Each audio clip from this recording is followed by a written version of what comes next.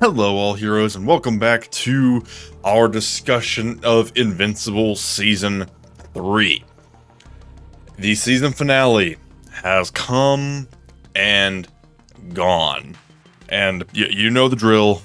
We gonna talk about it. We're hitting this one quick because I am just that excited. And hey, strike while the iron's hot.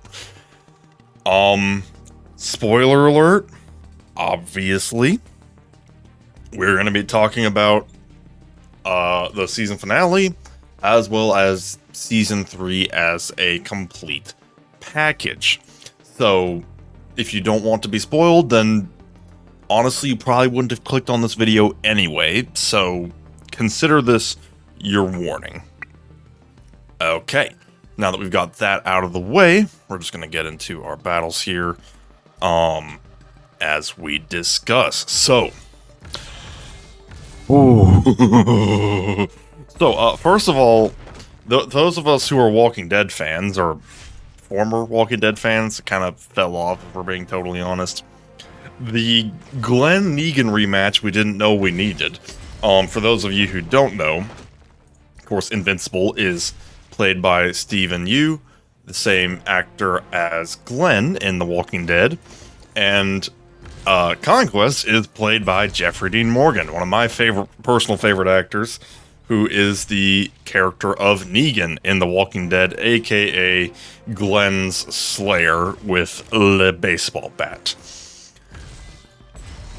I suppose I should say Walking Dead spoilers, but also, does anybody really care anymore? The Walking Dead is, well, the Walking Dead franchise is, ironically, about as much of a shambling corpse as the zombies it portrays. But anyway, I'm getting distracted.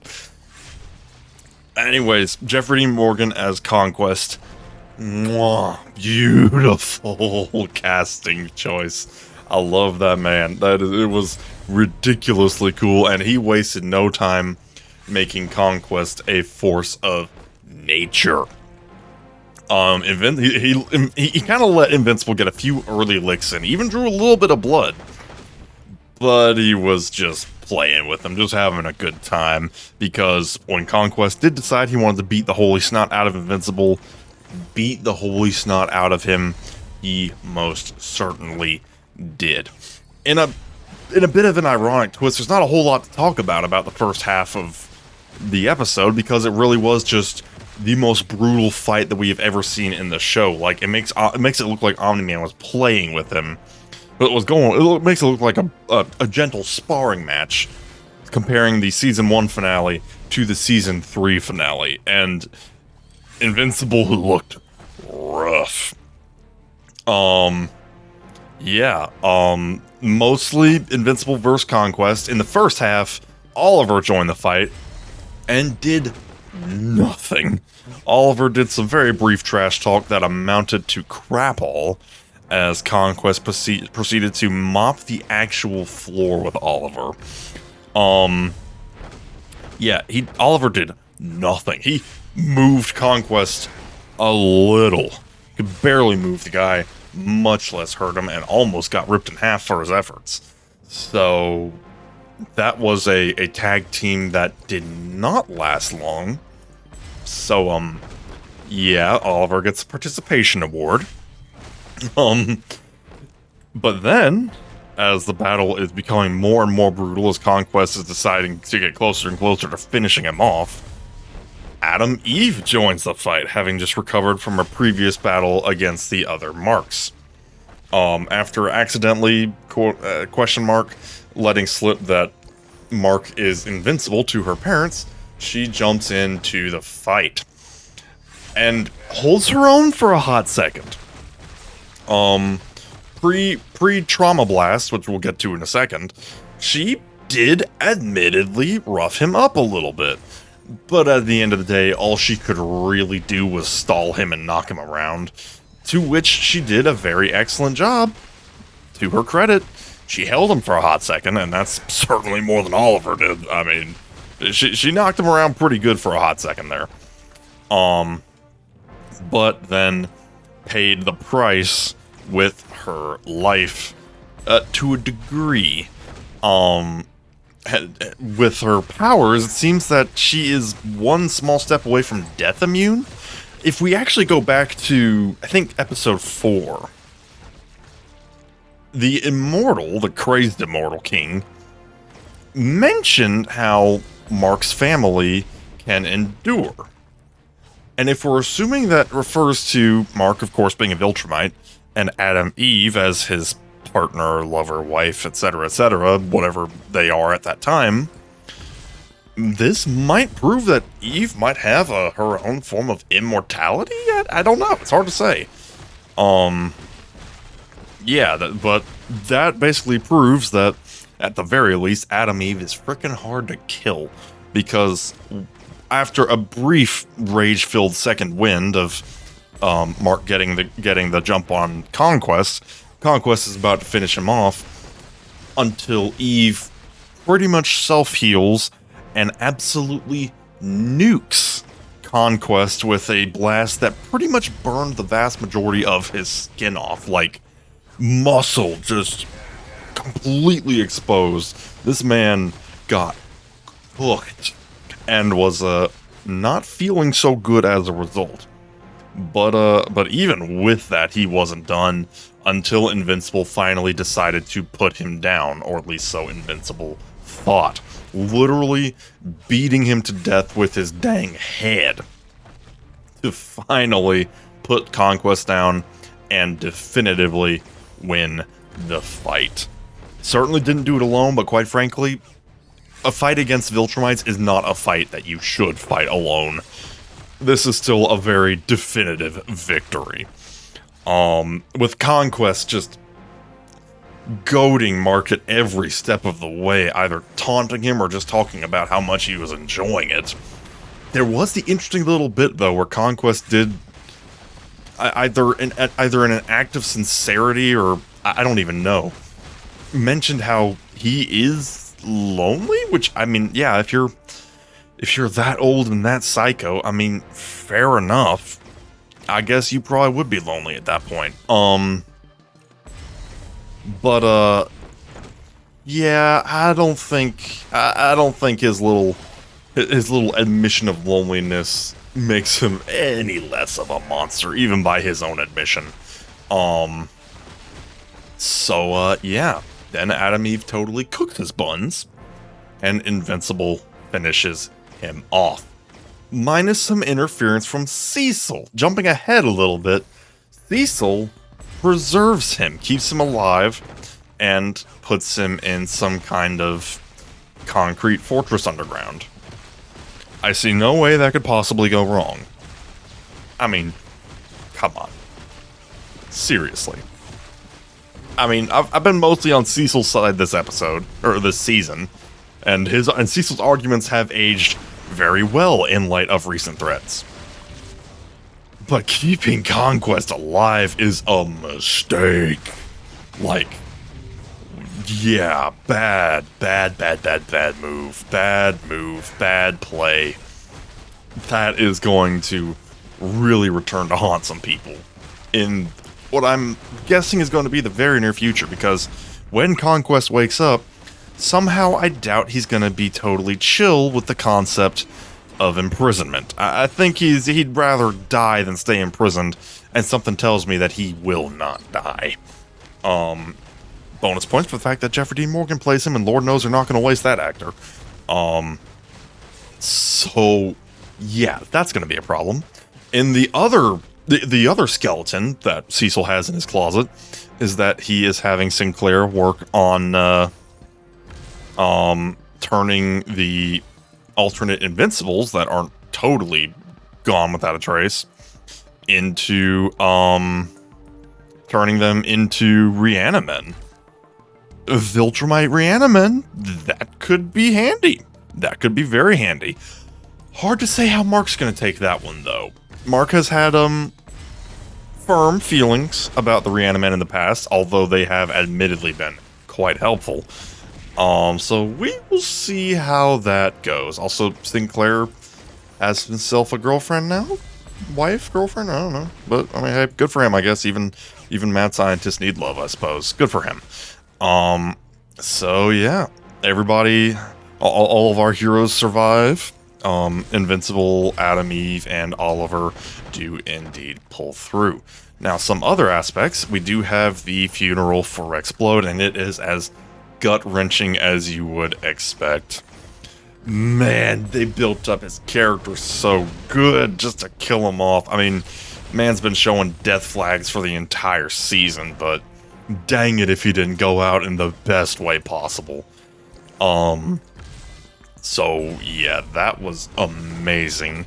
Interesting choice from Robot, changing his name from Rudy to Rex, which is, I mean, I guess that's the way to honor it. I guess his name was kind of always arbitrary anyway, since for most of his life he was just Robot and, you know, deformity in a tank. So, I mean, fair enough. I guess he's the one person who can do that.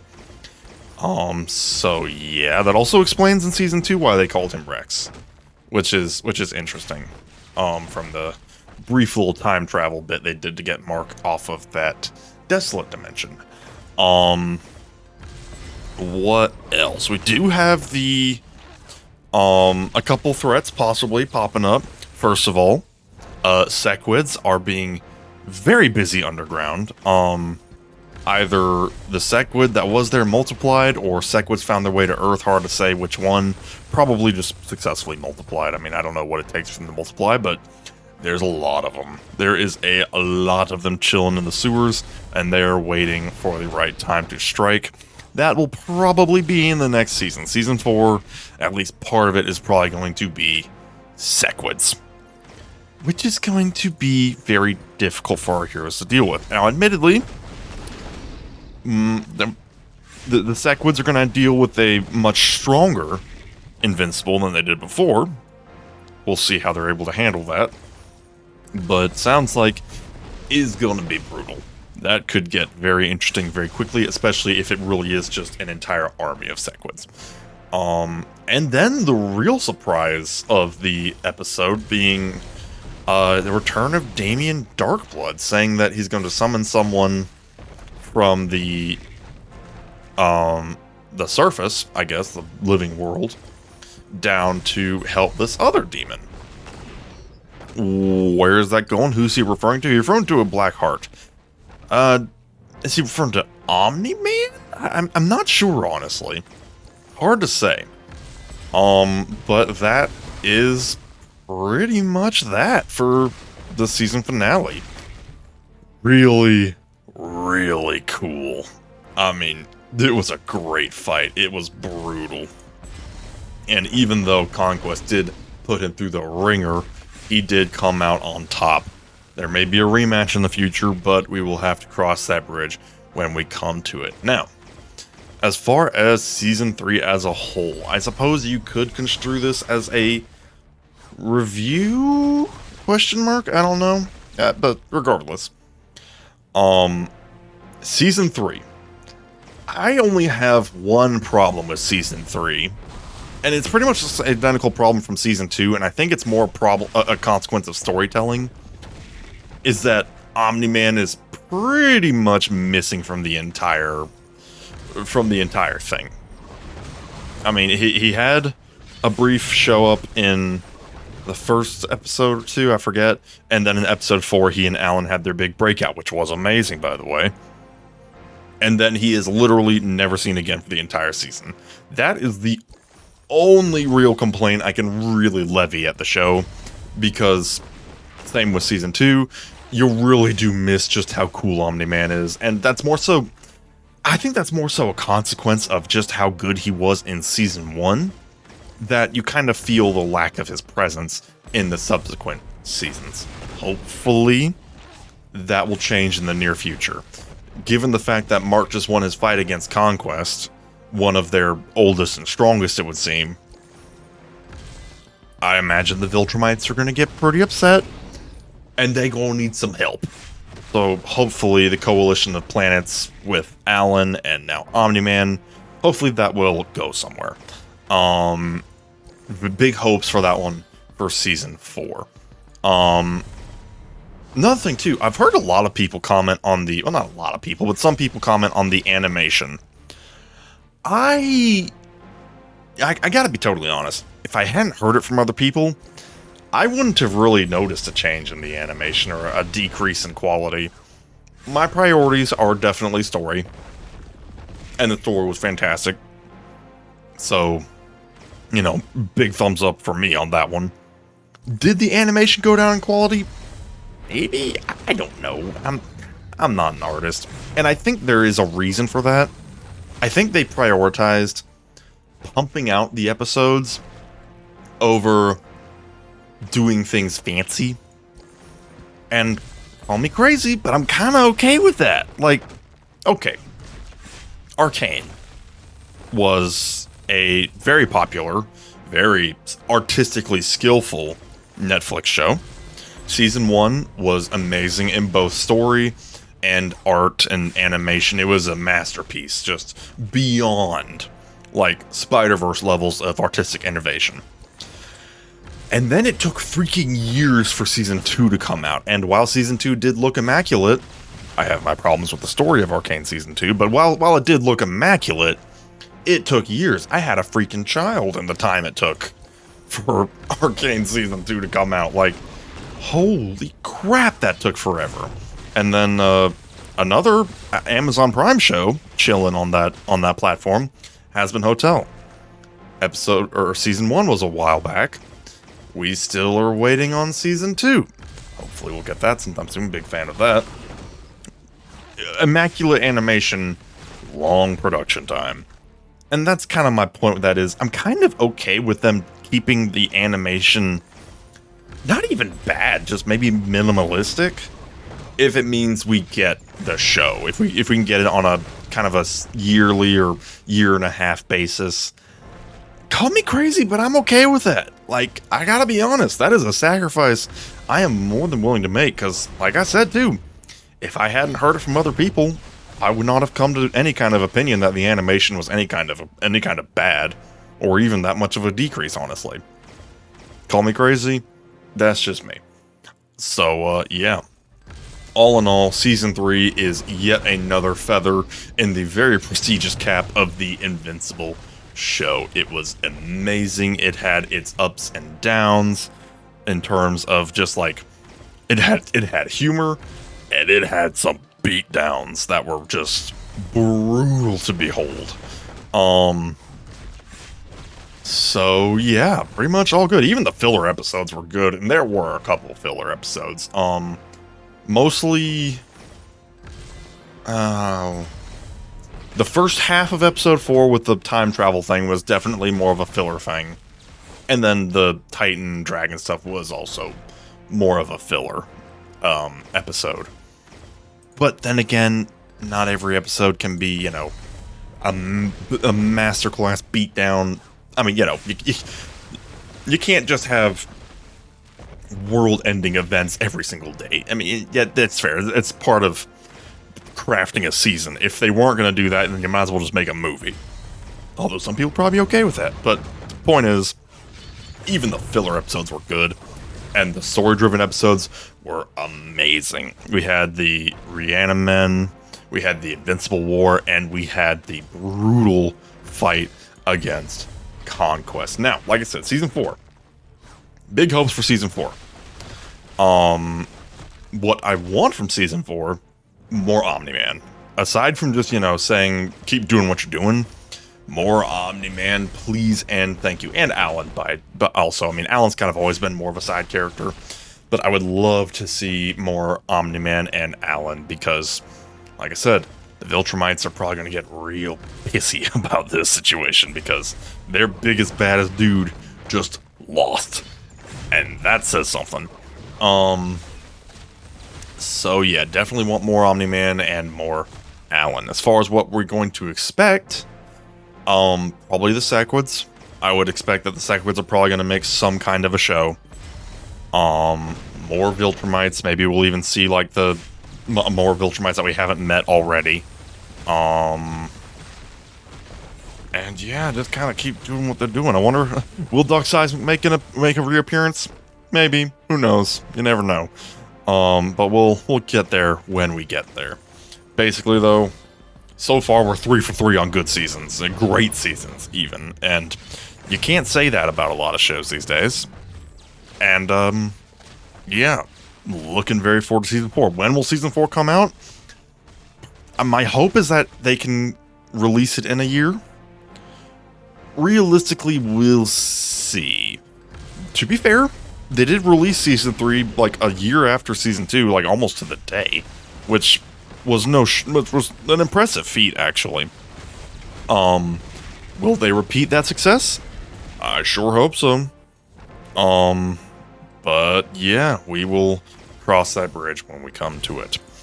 Now, I guess out of obligation, I'll give a brief little note as far as the future of the game. First of all, I think Conquest is a shoo-in for the next character release. If they don't release Conquest, they'd better have someone else really cool, or otherwise I am going to aggressively question what they're doing with their character release plans. Because Conquest is such a cool villain, and they have got to release him in this game sooner rather than later to really drive up hype. As far as other characters, there were a ton of heroes shown, especially during the Invincible War Saga. Tons of heroes that were shown. Of course, all the enemy marks that could be added as characters and or skins. There's a lot that this game has to work with, and especially if they're going to stick to releasing basically one character a month, which is still a little slow in my opinion, but I get it. Then, yeah, they've got stuff to work with. They've got a lot to work with. Now, what I'm really hoping is that they release some new modes, because as much I love Cecil's Nightmares as much as the next guy, but there's only so many ways you can do a nightmare but different. It's time for some new modes. It is time for some new modes in a big way, especially since the player count has inevitably had at least a little bit of a spike. It's time. It's time for new modes. It's time for new things to do to freshen up the game. So yeah, as I finish up this last fight here in this nightmare, I think we are actually going to win, which is impressive for 50 out of 50. Which is what happens when you have these characters at such high levels. That's another reason why I'm hoping it's Conquest as the next character, because I need some more from Worlds Beyond characters, specifically Anissa and Thula. So yeah, that'll about wrap it up. Let me know down in the comments below what you thought of the Season 3 finale and Season 3 as a whole. Once again, keep spoilers out of the comments. Keep your feedback general, because even though if you're going into this video, you kind of get what you get, we still want to try to preserve the experience for as many people as possible, because this was something special. So yeah, let me know down in the comments below what you think. If you have not already, like the video and subscribe to the channel. We've had some very nice growth, probably because of Season 3. So to those of you who are new to the channel, welcome. And to those of you who are still tuning in, thank you very much. So yeah, we will leave it at that, and we shall see you next time. Have a good one.